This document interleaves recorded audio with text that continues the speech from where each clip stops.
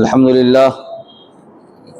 لله نحمده ونستعينه ونستغفره ونؤمن به ونتوكل عليه ونعوذ بالله من شرور أنفسنا ومن سيئات أعمالنا من يهده الله فلا مضل له ومن يضلل فلا هادي له نشهد أن لا إله إلا الله ونشهد أن محمدا عبده ورسوله أما بعد فإن خير الحديث كتاب الله وخير الهدي هدي محمد صلى الله عليه وسلم وشر الأمور محدثاتها وكل محدثة بدعة وكل بدعة ضلالة وكل ضلالة في النار.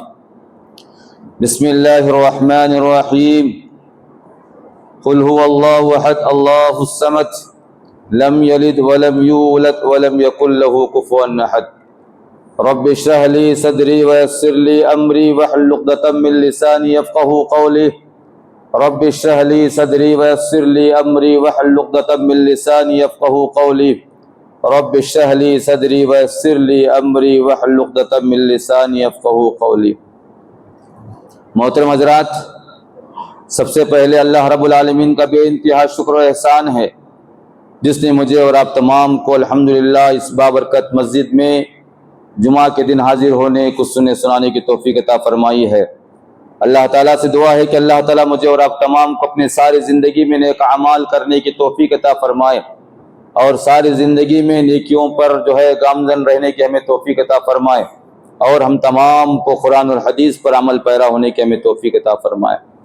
اس کے بعد ہمارے آخری پیغمبر سرکار دو عالم جناب محمد رسول اللہ صلی اللہ علیہ وسلم پہ لاکھوں درود و سلام ہوں، جنہوں نے بڑی مشکلوں سے بڑی محنتوں سے اللہ کے پیغام کو ہم تک پہنچایا ہے.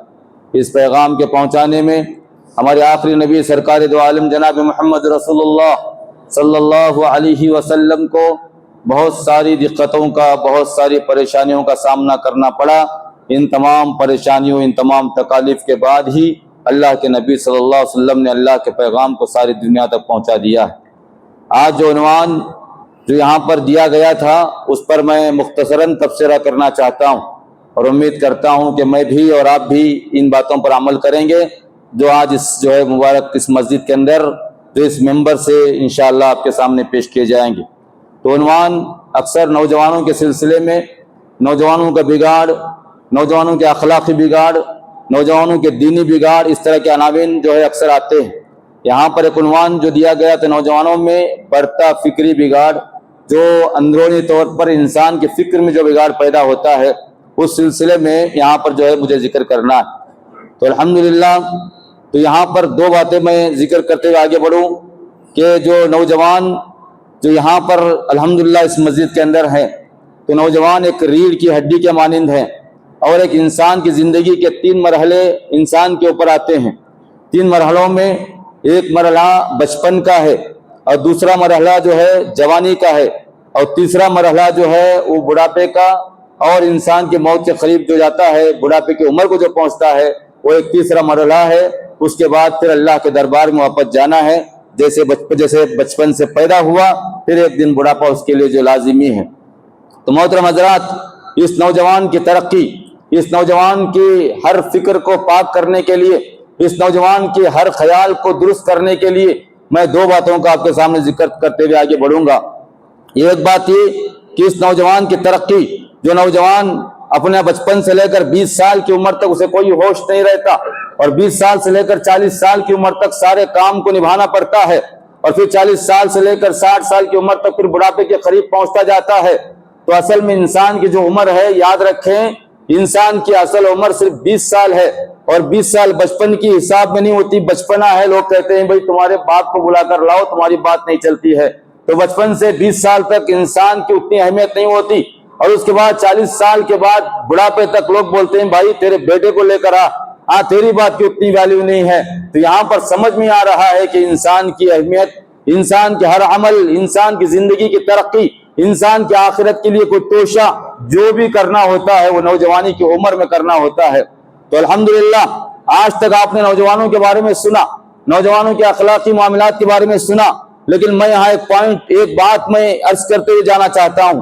یہ نوجوانوں کی ترقی، نوجوانوں کو عمدہ بنانے کے لیے، نوجوانوں کو ایک بہتر مقام پہ لے جانے کے لیے، نوجوانوں کو ایک اسلامی دائرے پہ قائم رکھنے کے لیے، نوجوانوں کو اسلام کا پرچم ہاتھ میں لینے کے لیے، نوجوانوں کو اسلام کا جھنڈا بلند کرنے کے لیے، نوجوانوں کو دین کی دعوت عام کرنے کے لیے سب سے اول ذمہ دار کون ہوتے ہیں، ان کا ذکر کرتے ہوئے آگے بڑھنا چاہتا ہوں میرے بھائیوں۔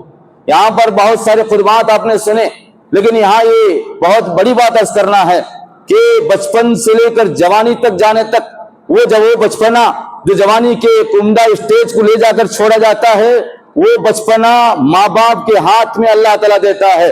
یہ بچپن کی عمر جو بچہ پیدا ہوا اس کے بارے میں اللہ کے نبی صلی اللہ علیہ وسلم فرماتے ہیں کل مولود یولد علی الفطرہ فابواہ یحودانہ وینصرانہ ویمجسانہ، کہ ہر بچہ ماں کے پیٹ سے اسلام کی فطرت پر پیدا ہوتا ہے۔ ہر بچہ چاہے وہ کسی کے پیٹ سے پیدا ہونے والا کیوں نہ ہو، ہر بچہ اسلام کے فطرت پر، اسلام کے دائرے کے مطابق، اسلامی نہج پر پیدا ہوتا ہے۔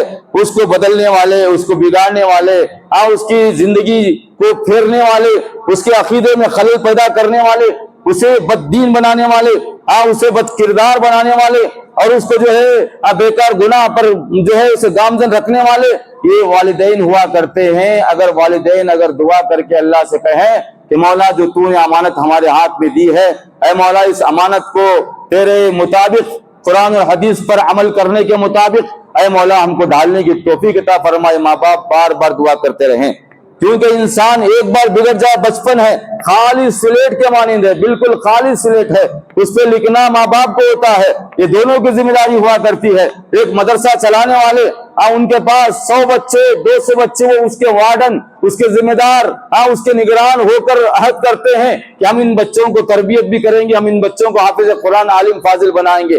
لیکن یہاں جو چھوٹا سا مدرسہ، جس کے پاس ایک بچہ صحیح، جس کے پاس 2 بچے صحیح، جس کے پاس 4-5 بچے الحمدللہ صحیح، ان بچوں کا چھوٹا مدرسہ آپ بنائیں۔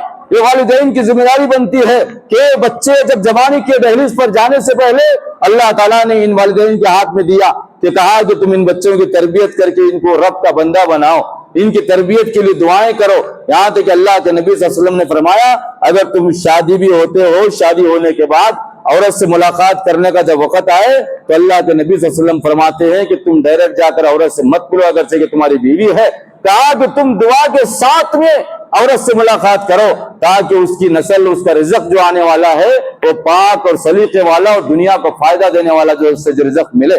اللہ کے نبی صلی اللہ علیہ وسلم دعا سکھائی، اللہم جنب الشیطان وجنب الشیطان ما رزقتنا، اے اللہ آج میں ملاقات کر رہا ہوں، اے مولا اس سے جو رزق آنے والا ہے، اے مولا اس رزق سے میرے آنکھوں کی ٹھنڈک بنا دے اور محلے گلیوں کے لیے سکون کا ذریعہ بنا دے اور ساری دنیا کے لیے اسلام کا پرچم لہرانے والا بنا دے۔ یہ انسان جب ملاقات کرے تو دعائیں کر کے ملاقات کرے کہ اے اللہ جو اس سے رزق ملنے والا ہے، اے مولا بہترین اور بہتر رزق جو ہے عطا فرما دے۔ تو محترم حضرات، یہاں پر انسان کے نوجوان کے ایک اخلاقی بگاڑ، دوسرا جو ہے اس کے دینی بگاڑ، اور تیسرا جو ہے فکری بگاڑ، یہ 3 چیزیں انسان کے اندر پیدا ہوتے ہیں۔ تو اللہ کے نبی صلی اللہ علیہ وسلم کئی طریقے سے جو ہے والدین کو سمجھایا کہ تمہاری ذمہ داری ہے کہ ان بچوں کو پروان چڑھاؤ، ایسے چڑھاؤ جیسے ایک درخت کو پانی ڈالا جاتا ہے، اس کی نگرانی کی جاتی ہے، اسے سیدھا جو ہے درخت کو سیدھا جو کور کیا جاتا ہے، جب بڑا ہو جاتا ہے تب جو ہے اس کو چھوڑ دیا جاتا ہے کیونکہ وہ پھل دینے کے قابل ہوا ہے۔ ایک بچہ بچپن سے چھوٹی عمر میں جب جو ہے آپ کے ہاتھ میں، آپ کے پرورش میں ہے تو آپ اس کا سارا خیال کریں گے۔ اللہ تعالیٰ قرآن کریم میں فرمایا فَكُلُّكُمْ رَاعٍ، حدیث میں اللہ کے نبی صلی اللہ علیہ وسلم فرماتے ہیں فَكُلُّكُمْ رَاعٍ وَكُلُّكُمْ مَسْئُولٌ عَنْ رَعِيَّتِهِ، تم میں کا ہر ایک چرواہ ہے، نگران ہے۔ ایسا نہیں بچے پیدا ہو گئے خوش ہو گئے، 4 بچے ہیں 3 بچے ہیں، تعریف کر لیا اور جو ہے انجوائے کیا اور سب کے سامنے بولا کہ میرے 4-5 بچے ہیں، امریکہ میں ہیں، فلاں ہیں فلاں ہیں۔ یہ انسان کے دماغ میں نہیں ہونا چاہیے، سوچنا چاہیے کہ یہ اللہ تعالیٰ کی امانت ہے، یہ اللہ تعالیٰ مجھے عطا کیا ہے، اس امانت کو، اس جو ہے سب سے بڑی نعمت کو جو اللہ نے ایک اولاد کی شکل میں انسان کے حوالے کیا ہے، اس جو ہے نسل کو آپ بہترین بنائیں گے انشاءاللہ، قابل بنائیں گے، حافظ بنائیں گے، عالم دین بنائیں گے اور دنیا کے لیے فائدہ مند بنائیں گے، اور جو ہے ہر لحاظ سے آپ ان کی پرورش کریں گے تاکہ وہ جو ہے نوجوانی کی عمر میں پہنچے تو اس کی ہر ایک فکر، ہر ایک اخلاق کے تمام معاملات میں وہ بچہ بالکل قابل ہو۔ تو یہاں پر جو ہے قرآن کریم کی آیت اللہ نے فرمایا کہ انما اموالکم واولادکم فتنہ، بے شک تمہارا مال اور تمہاری اولاد تمہارے واسطے فتنہ، ایسے نہیں دولت بھی ملتی ہے، یہ آزمائش کے لیے آتی ہے، دولت آتی ہے تو آزمائش کے لیے آتی ہے، اور اولاد بھی اللہ دیتا ہے تو آزمائش کے لیے دیتا ہے۔ کہاں قرآن کریم کی آیت، نوجوانوں بزرگوں دوستوں، یہ آیت پر غور کرو، انما اموالکم واولادکم فتنہ، بے شک تمہارا مال، تمہاری اولاد تمہارے لیے فتنہ ہے، آزمائش ہے کہ تم نے اس کا کیسے استعمال کیا ہے، اسے کیسے تربیت کی، کیسے اسے پروان چڑھایا، اور تمہاری دولت کو کہاں کہاں خرچ کیا ہے، یہ تمام معاملات میں تم سے سوال کیا جائے گا۔ تو یہاں پر جو ہے جیسے میں نے آیت تلاوت کی، انما اموالکم اولادکم فتنہ، آج کل جس کے پاس اولاد نہیں، دیکھو یہ اللہ کا کرم، اللہ تعالیٰ ہمارے ہاتھ میں یہ معصوم سے بچے دیتے ہیں، یہ معصوم بچوں کی تربیت کرنا، ان کو پروان چڑھانا، قابل بنانا آپ کی ذمہ داری ہے۔ آج جس کو اولاد نہیں، یاد رکھو نوجوانوں بزرگوں دوستوں، آج جس کو اولاد نہیں، کعبۃ اللہ میں پہنچتے ہیں، کعبۃ اللہ میں جا کر وہاں پر کعبۃ اللہ کے دیوار کو، غلاف کو، دروازے کو، اور وہاں پر سامنے کھڑے ہو کر جو ہے وہاں پر چیخ چلا کر دعائیں کرتے ہیں، اے اللہ مجھے اولاد نصیب فرما، اے مولا مجھے اولاد عطا فرما، اے مولا مجھے ایک لڑکا صحیح دے دے، اے مولا مجھے ایک لڑکی صحیح دے دے۔ یہاں پر 4 5 6 اولاد ہیں، لیکن ان کو احساس نہیں، اللہ کا شکر ادا کرنے کا احساس نہیں ہوتا ہے، اللہ کا ذکر کرنے کا ان کو احساس نہیں ہوتا ہے۔ یہاں پر جو کعبۃ اللہ میں روتے ہوئے میں نے لوگوں کو دیکھا کہ ایک ایک بچے کے لوگ ترستے رہتے ہیں، بہت بڑا کرم نہیں اللہ کا، بہت بڑا احسان اللہ کا۔ یہ بچے نہیں ہیں، یہ قوم کے مستقبل ہیں، یہ قوم کے نوجوان ہیں، یہ قوم کے دین کو اونچائی پر لے جانے والے جو ہے یہ قبیلہ، یہ قافلہ ہے۔ اس قافلے کی تربیت کرنا، اس قافلے کو پروان چڑھانا، اس قافلے کو اعلیٰ تعلیم دینا، اس قافلے کو رب کے راستے پر لگانا، یہ کس کی ذمہ داری ہے؟ یہ والدین کی ذمہ داری ہوا کرتی ہے۔ محترم حضرات، آج کل افسوس کی بات بھی کہنا چاہتا ہوں، بچوں کے بارے میں کہہ رہا ہوں کہ جس کو بچے نہیں ہیں، بھائی سے پوچھتے ہیں، بھائی ایک بچہ، تیرے تو 4 5 بچے ہیں، مجھے ایک بچہ دے دے۔ بہنوں سے درخواست کرتے ہیں، بہن مجھے ایک بچہ دے دے اور میں اس کی تربیت کروں گا، پروان چڑھاؤں گا، اسے کوشش کروں گا، ارے ساری دولت اس کے نام لکھ دے دوں گا۔ یہ جب بچے نہیں ہوتے ہیں تو اتنی فریاد چلتی ہے، جب جن کو بچے اللہ تعالیٰ اولاد دیتا ہے تو بہت بڑی نعمت ہے میرے بھائیو۔ اس نعمت کو قوم کے اپنے آپ کے قابل بناؤ، انشاءاللہ حافظ بنائیں گے انشاءاللہ، پھر دنیا کی تعلیم بھی دیں گے انشاءاللہ، دین کی تعلیم بھی دیں گے، اور جب جوان ہو جائیں گے تو لوگ دیکھ کے بولیں گے ماشاءاللہ کس کا بیٹا ہے بھائی یہ فلاں جو ہے عبد الرحمن، عبد الرحیم فلاں، یہ نام جو لے کر پوچھے، لوگ پوچھے بھائی یہ کس کا فرزند ہے، کس کا بیٹا ہے؟ اے اللہ اس کے باپ کو ٹھنڈک پہنچا دے مولا، اے مولا اس کے باپ کو جنت عطا فرما دے مولا۔ اس نے اتنے بہترین قابل قوم کے، فائدہ مند قوم کو، دین کو بلند کرنے والے اولاد کو چھوڑ کر گئے ہیں۔ یہ ماں باپ کے حق میں دیکھنے والے لوگ دعا دے سکے کہ ماشاء اللہ اس ماں باپ کی زندگی کو جو ہے برکت والے جنت نصیب کر دے مولا، جنہوں نے ایسے اولاد، ایسے بچے چھوڑ کر گئے۔ تو یہ بہت بڑی بات ہے۔ اور ابراہیم علیہ السلام کو دیکھو، اولاد نہیں ہوئی، ایک بچہ نے 80 سال کا ٹائم گزر گیا، انہوں نے دعا مانگی، کیا دعا مانگی معلوم ہے؟ اے اللہ بچے دے دے، اس طرح دعا نہیں مانگا۔ اے مولا مجھے اولاد دے دے، ایسے دعا نہیں مانگا، انہوں نے دعا مانگی۔ آج مجھے اور آپ کو 4 5 سال بچے نہ ہوں تو ہم جو ہے پریشان، لوگ بولیں گے بھائی کیا بھائی اس کا مسئلہ سمجھ میں نہیں آ رہا ہے، ارے بھائی اس کو جو ہے بچے ہی نہیں ہو رہے، الگ الگ لوگ، تو ہم سوچتے ہیں شرمندگی کی بات ہے، ہاں ہم سوچتے ہیں کہ جو ہے ہمارے اوپر الزامات لگیں گے، ہم کسی نہ کسی بچے کو لے کے ہم اپنا بچہ بول دیں گے، یہ ہماری سوچ، یہ ہماری فکر، نعوذ باللہ۔ آپ رات دن اللہ کے دربار میں بیٹھ کے دعا کرو، آپ اللہ کے سامنے گر گراؤ، آپ یقین رکھو، اعتماد رکھو، آپ اللہ تعالیٰ اولاد دینے والا، اس کا وہ مالک جو ہے دینے والا ہے، اس کی حکمت کیا ہے پتہ نہیں، اس کا خیال کیا ہے پتہ نہیں، وہ کیا چاہتا ہے ہم کو کیا علم ہے، یہ مالک کی ذمہ داری ہے۔ مانگنا، گڑ گڑانا، رونا اور اللہ کے دربار میں آ کر جھکنا، اور جو کئی سال بھی گزر جائیں، ہزاروں سال گزر جائیں، ارے تمہاری موت بھی آ جائے، لیکن اللہ کا دامن نہ چھوڑیں، اللہ پر امید نہ چھوڑیں۔ آپ انشاءاللہ اولاد مانگیں۔ ابراہیم علیہ السلام نے کیا مانگا؟ دیکھو دعا، دیکھو ان کی اتنی بہترین دعا تھی، کہا کہ رب حب لی من الصالحین، اے اللہ اولاد دے مجھے، تو ایسی اولاد، نیک اور صالح اولاد عطا فرما۔ بیکار تو اولاد کی جو ہے فریاد نہیں کی، انہوں نے مانگا رب حب لی من الصالحین، اے اللہ مجھے اولاد دے تو نیک اور صالح اولاد عطا فرما دے، نیک اولاد کی فریاد کی۔ اور آپ سے میری التماس گزارش میں بھائیوں سے کرنا چاہتا ہوں، آپ بھی جس کو الحمدللہ اللہ اولاد دیا ہے، اللہ کا شکر ادا کرتے رہیں، اور ان کو ایک ایسا نوجوان بنائے قوم کا جو ہر فکر سے، ہر غلطی سے، ہر گناہ سے، ہر جو ہے بدکاری سے، ہر جو ہے گندے خیالات سے، ہر جو ہے بدبینی سے جو ہے وہ بچے دور رہیں اور محفوظ بن کر رہیں. اسلام کا ڈیرا جو ہے، اسلام کا دائرہ وہ فالو کریں، اسلام کے مطابق عمل کریں. ایسے اولاد کے لیے دعائیں کرو، ایسے اولاد کے لیے کوشش کرو انشاءاللہ. اور ایسے اولاد کے لیے خاص طور پہ کیا ہوتا ہے، نکاح بہترین جگہ کرنا ہوتا ہے، نکاح اچھی جگہ کرنا ہوتا ہے. ذرا گورے دکھے، پیلا دکھے اور جو ہے بڑے خاندان کی دکھ گئی، ماشاءاللہ بھائی کچھ بھی رندے، ذرا خوبصورت نظر آ گئی، لوگ بولتے ہیں بھائی کیا بھی دینے کی ضرورت نہیں، اس کا دولت، اس کا پیسہ، اس کی جائیداد مجھے ضرورت نہیں. کیا بولتے ہیں، بس خوبصورت دکھی فوراً نکاح کر لیا. یہ نہیں سوچتے کہ اس سے نکاح کرنے کے بعد جو اولاد ہونے والی ہے کیا قوم کو فائدہ دے گی یا قوم کو نقصان پہنچائے گی، اس کا احساس نہیں ہوتا. اور ایک بات میں ذہن میں رکھوں آپ کے، چہرہ دیکھ کر جو انسان شادی کرتا ہے، معلوم ہے چہرہ دیکھ کر جو شادی کرتا ہے، چہرے کا رنگ ختم ہونے کے بعد نفرت چالو ہو جاتی ہے. پیسہ دیکھ کر جو شادی کرتا ہے، دولت ختم ہونے کے بعد پھر نفرت چالو ہو جاتی ہے. خاندان دیکھ کر شادی کرتا ہے، کچھ حالات معلوم ہونے کے بعد نفرت چالو ہو جاتی ہے.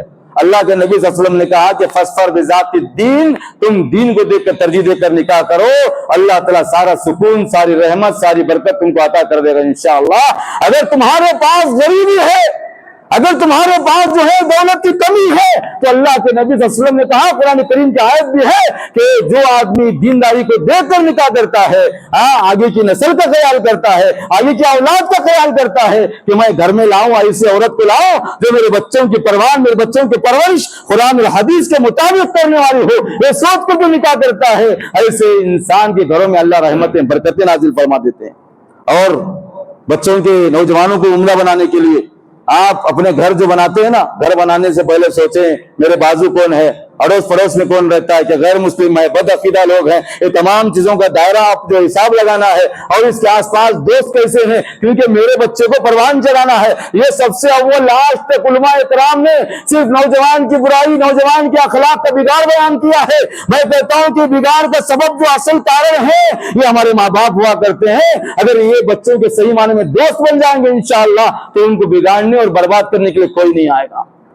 صبح میں اٹھتے ہیں، چلے گئے کمانے کے لیے، بچے بھی اٹھے نہیں، سوئے ہیں، کمانے کے لیے گئے، پھر آتے ہیں بچے سوئے ہیں، 12 بجے آتے ہیں، وہاں پر دوستوں سے گپ شپ بنا کر، کھا پی کر، مزے اٹھا کے کچھ پیسہ لا کر جو ہے بچوں کو پالنے کی کوشش کرتے ہیں. ارے احساس دلاؤ اپنے بچوں کو، صبح کی نماز میں ساتھ میں اٹھاؤ اور بچوں سے گلے ملو، گلے لگاؤ اور کہو کہ میں تیرا باپ ہوں، تیرے لیے میں رات دن محنت کرتا ہوں. اپنی محنت کا نقشہ بچے کے سامنے پیش کرو، بچے کو بتاؤ کہ میں تیرا باپ ہوں اور تیرے خاطر میں رات دن محنت کرتا ہوں. بچے کے دماغ میں احساس دلاؤ تاکہ بچہ اپنے جوانی اور بڑھاپے تک آپ کو دعا دے سکے، آپ کے بارے میں خیر کے خیال کر سکے. بچہ اٹھا نہیں، چلے گئے، بچہ سویا، رات میں آئے تو بچوں کو کیسے معلوم ہوگا کہ میرا باپ کون ہے، کیا کرتا ہے، کیا محنتیں کر رہا ہے، کیا معلوم ہوتا.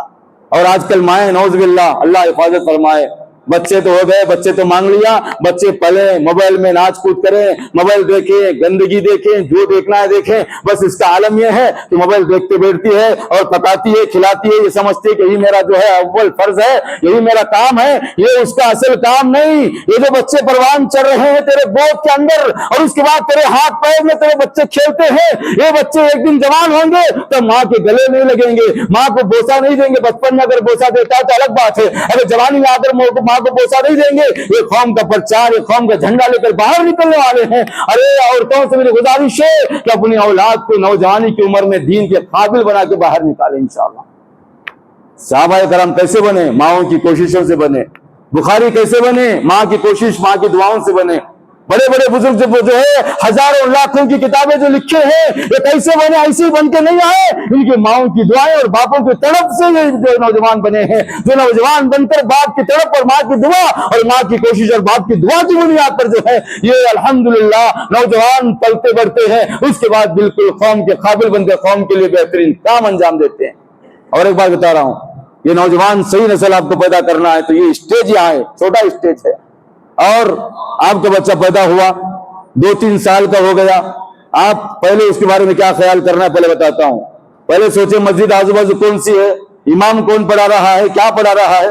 اپنے بچے کا عقیدہ درست کروائیں، پہلے قرآن سکھوائیں اسے، پہلے دعائیں سکھوائیں، بیٹھنے کی، کھانے پینے، چلنے پھرنے. اللہ کے نبی صلی اللہ علیہ وسلم نے ایک ایک قدم پر ایک ایک دعا جو ہے اللہ کے نبی صلی اللہ علیہ وسلم نے سکھائی ہے. اور مجھے اور آپ کو کیا معلوم ہے کون سی دعا یاد ہے؟ بتاؤ ہم تمام. اور ایک افسوس کی بات بتا رہا ہوں، بچہ 3 سال کا ہو گیا، اب اسے سکھانے کا، سمجھانے کا، تیار کرنے کا ٹائم آ رہا ہے، تو نعوذ باللہ آج ہمارے یہ نوجوان، یہ جماعت کے لوگ ہیں، میں چاہتا ہوں کہ ایسے کالجز قائم کریں جہاں پر ہمارا بچہ جا کر اسلامی تعلیم کے ساتھ دنیاوی تعلیم کو حاصل کر سکے انشاءاللہ۔ لیکن آج نعوذ باللہ کئی سو اور کئی لاکھ بچوں کو میں نے دیکھا تو ماں کے پیٹ میں سے جو اسلام کی نیت سے باہر آیا ہے اور اس کے بعد جو ہے پلا بڑا، لیکن تربیت کون کر رہا ہے معلوم ہے؟ غیر مسلم اساتذہ اس کی تربیت کر رہے ہیں، غیر مسلم اساتذہ اسے پڑھا رہے ہیں، غیر مسلم اساتذہ سکھا رہے ہیں کیسے بیٹھنا ہے، کیسے اٹھنا ہے، کیسے کھانا ہے، کیسے پینا ہے، غیر مسلم اساتذہ سکھا رہے ہیں۔ ہزاروں بچوں کی تربیت ایسے ہو رہی ہے، تو ہم کیسے امید رکھیں گے بتاؤ کہ بچے آج ہماری نوجوانوں کے فکری خیال، ہمارے نوجوانوں کے اخلاقی بگاڑ، اور سب سے زیادہ جو فکر تبدیل ہو رہی ہے یہ ہمارے اعلیٰ تعلیم کی محبت میں اپنے بچوں کی تربیت کرے بغیر جو غیر مسلموں کے اسکولوں اور کالجوں میں ڈالتے ہیں، اور احساس نہیں ہے میرا بچہ کیا کر رہا ہے، کیا پڑھ کر آ رہا ہے، اسے قرآن کی تعلیمات پر کچھ نہ کچھ علم ہے نہیں ہے، اسے کچھ دینداری کی جانکاری ہے نہیں ہے۔ یہ سوچنے والے پوچھنے والے کہاں گئے بھائی؟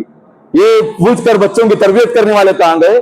میں کہتا ہوں کہ جو ہے بچپن سے 10 سال سے 15 سال کی عمر تک بچہ آپ کی بات مانتا ہے، آپ کی بات جب مانتا ہے تو آپ کیا کرنا ہے؟ بچے کے اخلاق پر خیال کرنا ہے، بچے کے دین پر خیال کرنا ہے، بچے کی نمازوں پر خیال کرنا ہے، بچے کے عقیدے پر خیال کرنا ہے، بچے کو توحید پرست بنانا ہے، اور احساس سے اعلان چیلنج کر کے بولنا ہے، اللہ کی قسم میرا بچہ آج سے کسی کالج میں جا کر پڑھے، لیکن کسی کی بس کی بات نہیں کہ میرے بچے کو بدل سکے، میرے بچے کو دین کے دائرے سے ہٹا سکے، میرے بچے کو توحید سے نکال سکے، کسی کے بس کی بات نہیں ہے۔ یہ سوچ، یہ یقین، یہ جو ٹارگٹ ہمارا ہونا چاہیے کہ ہمارے بچے کو کوئی نہیں بدل سکتا ہے۔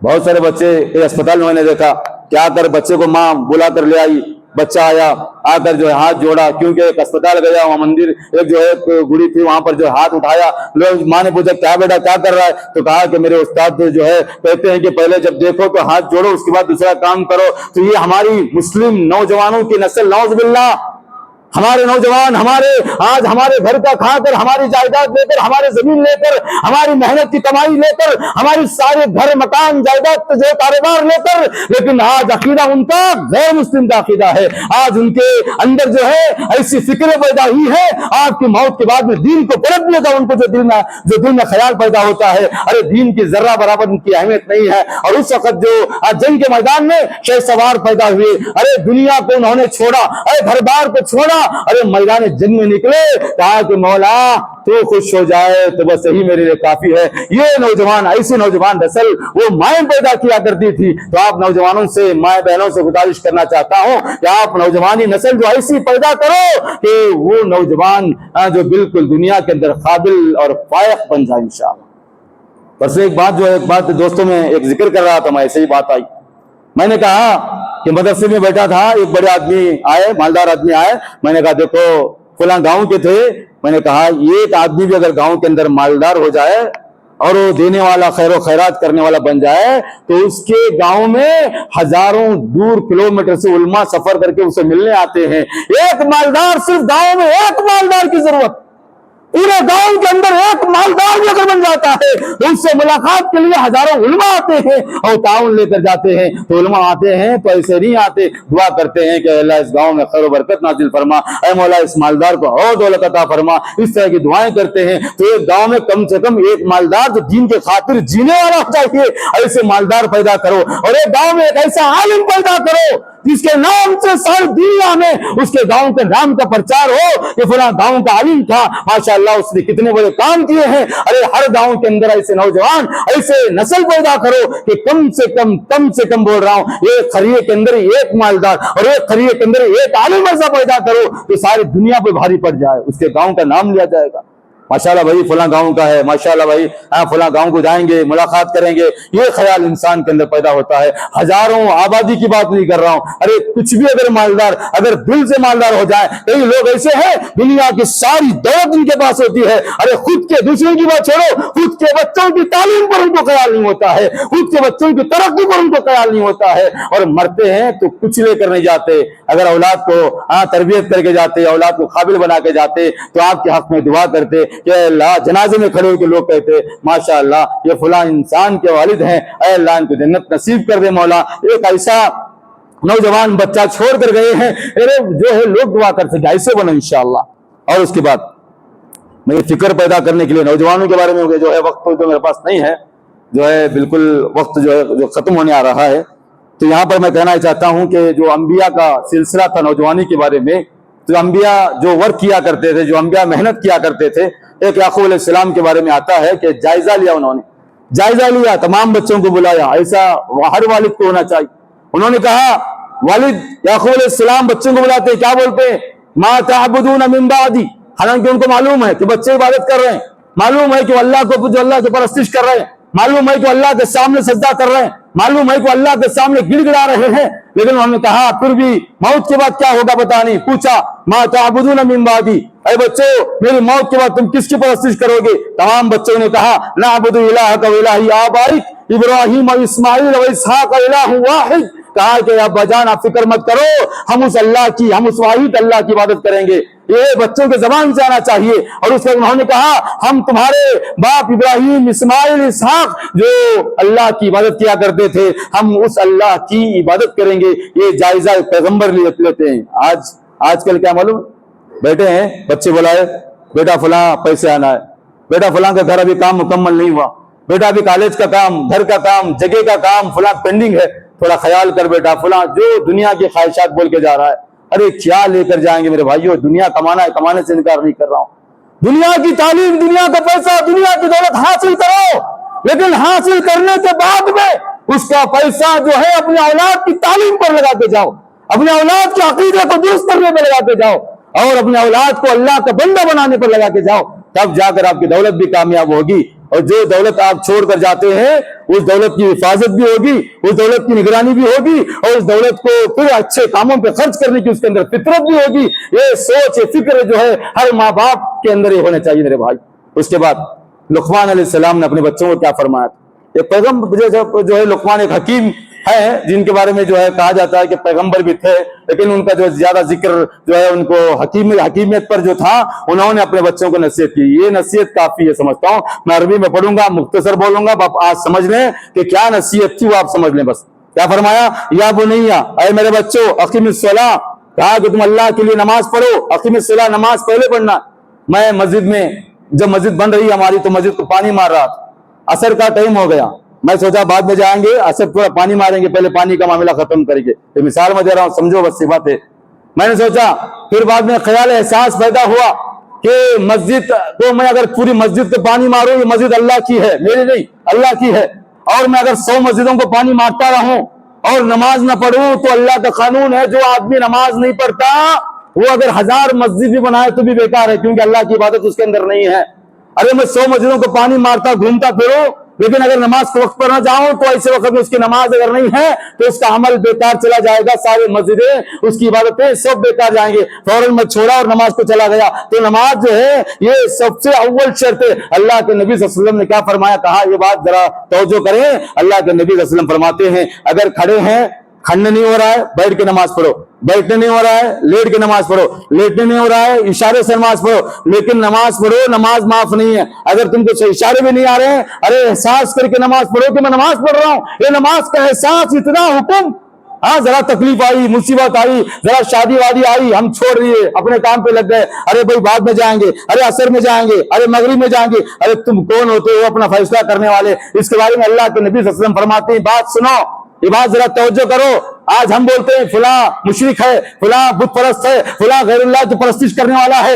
ارے وہ تو پرستش بڑے بت کی کر رہے ہیں، وہ تو پرستش جو ہے مزاروں کی کر رہے ہیں، ہم پرستش کر رہے ہیں کس کی کر رہے ہیں معلوم ہے؟ یہ قرآن کریم کی آیت ہے، سب پرستش کر رہے ہیں اس کے اندر، وہ کس کی ہے؟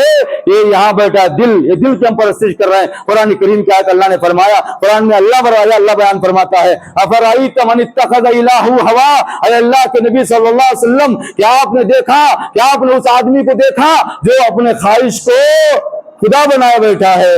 دل بولتا ہے تو نماز کو آتا ہے, دل بولتا ہے تو نہیں آتا ہے, دل بولتا ہے تو صبح میں اٹھتا ہے, دل بولتا ہے تو نہیں اٹھتا ہے, دل بولتا ہے تو جمعہ میں آتا ہے, دل بولتا ہے تو نہیں آتا ہے, دل بولتا ہے تو مغرب کو آتا ہے, دل بولتا ہے تو نہیں آتا ہے. ارے اللہ کی بات کیا مان رہے ہیں بھائی؟ ہم دل کی بات مان رہے ہیں. دل میں یہاں خدا مارا ہے, اس خدا کی پرستش ہم کر رہے ہیں. اس میں بہت سارے لوگ ملوث ہیں, علماء بھی, عوام بھی, دنیا کے سارے افراد بھی اپنی مرضی کے مطابق اپنے مرضی کے لیے ہم دین پر عمل کر پیرا ہے. یہ اللہ تعالیٰ اسی عمل کو قبول نہیں کرتا. شادی, گھر کے اندر شادی ہے, بیٹی کو دیکھنے آئے, بیٹے کو دیکھ رہے ہیں, فون آتا ہے بھائی نماز پڑھو, تھوڑا بعد میں آتا ہوں بھائی بیٹے کا رشتہ آیا, ہم زہر کو آتے ہیں, زہر کا ٹائم ہے, عصر کو آتے ہیں. ارے کون بھی بولنے والے, ہم جو زہر کو نہیں آئیں گے عصر کو آئیں گے. اللہ تعالیٰ نے کہا کہ نماز پڑھو, یہ ذکر نہیں کیا. نماز پڑھو ذکر نہیں کیا, نماز کو قائم کرو ذکر کیا ہے. سارے قرآن کو چھان مارو, نماز پڑھو کا ذکر نہیں. قرآن کے اندر نماز کو قائم کرو کا ذکر ہے. ارے نماز کو قائم کرنا ہے. یہاں پر جو ہے لقمان علیہ السلام بچوں کو کہتے ہیں یا بنیا اقیم الصلاۃ, اے بچے نماز کو قائم کرو, وامر بالمعروف, اور تم اچھائی کو حکم دیا کرو, ونہی عن المنکر, تم برائی سے روکا کرو. یہ بہت بڑا کام ہے. واصبر علی ما اصابک, اور صبر کرو جو تمہارے اوپر مصیبت آتی ہے اس پر صبر کرو. ان ذالک من عزم الامور, یہ تمام امور جو ہے بہت بڑے ہیں, اس پر جو ہے عمل کرنا بہت جو ہے مشکل مسئلہ ہے. لیکن بچوں کو کہتے ہیں کہ باتوں پر عمل کیا کرو. اگر بچہ نماز پڑھے گا, اگر بچہ اچھائی کا حکم دے گا, اگر بچہ برائی سے روکے گا اور جو تکالیف آتے صبر کرے گا اور اللہ کے حوالے کر دے گا, تو سمجھ جاؤ نوجوان دنیا کے لیے قابل بنے گا, وہ نوجوان دنیا کے لیے بہتر بنے گا. اس کے بعد کیا فرمایا, ولا تسعر خدك للناس ولا تمشي في الارض مرحا ان الله لا يحب كل مختال فخور واقصد في مشيك واغضض من صوتك ان انكر الاصوات لصوت الحمير. یہ بہت ساری باتیں ہیں جو ہے لقمان علیہ السلام نے اپنے بچوں کو نصیحت کیا تھا. میں آپ نوجوانوں سے, آپ بزرگوں سے, آپ احباب سے میں التماس سے درمندانہ التماس کرنا چاہتا ہوں. باتیں تو بہت ہیں, وقت ہمارے پاس نہیں ہے. میں آپ سے کہنا چاہتا ہوں آج سے جو آپ کے بچے چھوٹے معصوم ہیں, ان بچوں کو آپ انسان جو ہے بہترین جو ہے نسل تیار کرو انشاءاللہ, اور ان کو تیار کرنے کے بارے میں آپ غور و فکر کرو. اللہ سے دعا کرو, اے اللہ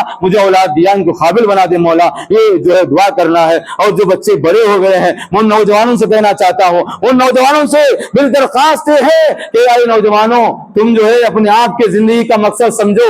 آپ کون ہیں یہ پہلے غور کرو. قرآن کریم میں اللہ بیان فرماتا ہے کہ جو ہے جو سارے افراد کو, سارے انسانوں کو اللہ تعالیٰ نے عبادت کے لیے پیدا کیا ہے. یہ دنیا کے جو ہے رنگینیوں میں ملوث ہونے کے لیے نہیں ہے. کہ ایک نوجوان کو غور کرنا ہے کہ مجھے کیا بننا ہے, مجھے کیسے رہنا ہے, مجھے اسلام کا پرچم لہرانا ہے. ارے دنیا کی ہوس جو ہے وہ دنیا جتنی ملنا ہے اتنا مل کر رہے گی. دنیا کی ہوس کا خیال مت کرو, اللہ کے لیے لڑو, اللہ کے لیے زندگی گزارو, اللہ کے نام پر اپنی زندگی وقف کرو. جیسا کہ ابراہیم علیہ السلام نے وقف کیا تھا, کیا فرمایا تھا. یہ آیت جو ابراہیم علیہ السلام کی ہے, ان باتوں پر اگر آپ عمل کر لیں گے, اللہ کی قسم یہ سارے نوجوان یہاں پر اس گاؤں کو چینج کرنے والے, بدلنے والے, اسلامک تحریک بنانے والے, دین کا پرچم لہرانے والے, ہر اس انسان تک جو ہے دین کی آواز پہنچانے والے بنے گے. عمل کرنا نہیں کرنا وہ بات کی بات ہے, لیکن ہمارا کام یہ ہے ہم عمل والے بنے, اور ہمارے پاس جو دین ملتا ہے, صحیح دین جو ملتا ہے, اس کو جو ہے عوام تک